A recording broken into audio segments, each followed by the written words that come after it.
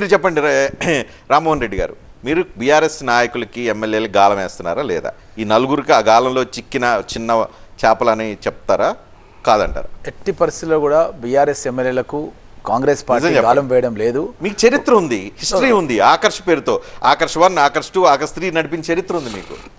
వారు స్వయంగా అపాయింట్మెంట్ తీసుకొని మా ముఖ్యమంత్రి గారి నివాసానికి వచ్చి వాళ్ళు కలిసి వేరే దగ్గర కలవడానికి నివాసంలోనే కలవాలి.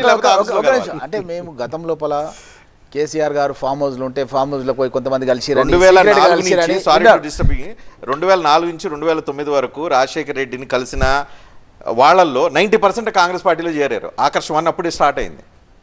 నేను మాట్లాడుతుందంటే ఇప్పుడు ఈ సబ్జెక్ట్ పైన గతంలో కేసీఆర్ గారిని కలవాలంటే ఎక్కడో ఫామ్ హౌస్లోనో సీక్రెట్గానో ఎక్కడో కలుస్తుంది. మా ముఖ్యమంత్రి గారు అట్లాంటిది ఏం లేదు. వాళ్ళు నిజంగా వాళ్ళ నియోజకవర్గ అభివృద్ధి గురించి కలిసినారా, లేకపోతే పార్టీలో చేరతామని వాళ్ళు ప్రపోజల్ ఇవ్వడానికి కలిసినారా, దేనికి కలిసినారా అన్నది అది మాకు తెలియదు. కానీ వాళ్ళు అఫీషియల్గా వాళ్ళు వచ్చి రెసిడెన్స్లో వాళ్ళంతటా వాళ్ళే అపాయింట్మెంట్ తీసుకొని వచ్చి కలిసిరు తప్ప మేము వెళ్ళి ఏదో ప్రోత్సహించి వాళ్ళని తీసుకొచ్చి వాళ్ళ ఇంటి దగ్గరికి తీసుకొచ్చి మేము ఎక్కడో ఫామ్ హౌస్లోనో హోటల్లోనో పెట్టి మేము చేయలే. వాళ్ళంతటా వాళ్ళు వచ్చిర్రు. వాళ్ళ సమస్యలో వాళ్ళ ఇబ్బందులో వాళ్ళ పార్టీ అధినాయకత్వం గతం లోపల వాళ్ళకి అపాయింట్మెంట్లు వేయలేకపోవచ్చు.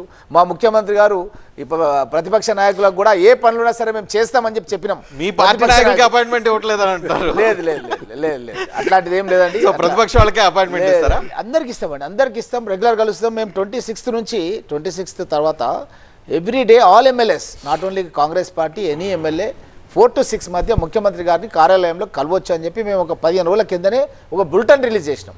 ఎవరైనా కలవచ్చు, ఈ బీఆర్ఎస్ వాళ్ళు కలవచ్చు, బీజేపీ వాళ్ళు కలవచ్చు, ఎవరైనా కలవచ్చు. కాబట్టి కాంగ్రెస్ పార్టీ నుంచి మేము వాళ్ళను ప్రోత్సహించడం అనేది లేదు.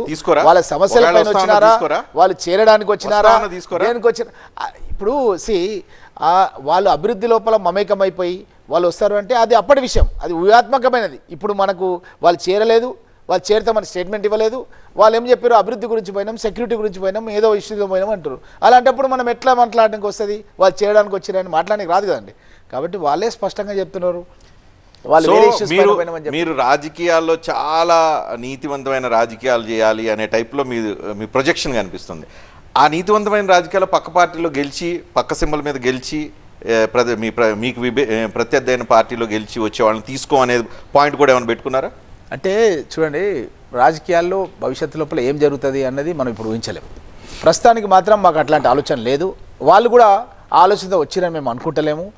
నిజంగా అప్పుడు వచ్చినప్పుడు వ్యూహాత్మకంగా ఉన్నప్పుడు అప్పుడు ఆలోచిస్తాం, కానీ ఇప్పుడు మాత్రం మేము వాళ్ళని చేర్చించుకోవడం ఎలాంటి ప్రోత్సాహం చేయలేదు. మేము మాత్రం ఇప్పుడు జరుగుతున్నటువంటి సంఘటన గురించి మనం మాట్లాడుతున్నాం. ఈ సంఘటన గురించి మేము ఎలాంటి ప్రోత్సాహం చేయలేదు. సెక్యూరిటీ కాగితం ఇచ్చారా, వేరే కాగితాలు ఏమైనా ఇచ్చారా? నేనైతే ఆ మీటింగ్లో లేను. వాళ్ళు సెక్యూరిటీ గురించి అడిగినరా, అభివృద్ధి గురించి పార్టీలో చేరుతామని అడిగిరా అనేది అయితే నాకు తెలియదు. కానీ మేము మాత్రం మా సైడ్ నుంచి మాత్రం ఎలాంటి ప్రోత్సాహం లేదని నిక్కచ్చిగా చెప్పగలం.